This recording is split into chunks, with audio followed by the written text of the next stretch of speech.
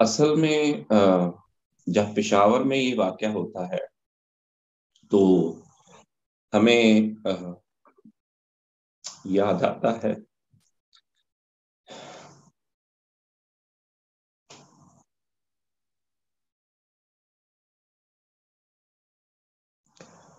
2013 में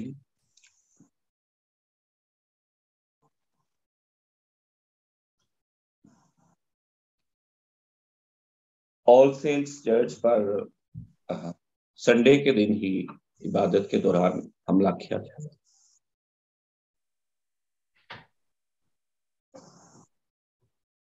और कोई लगभग 150 के करीब लोग शहीद हुए।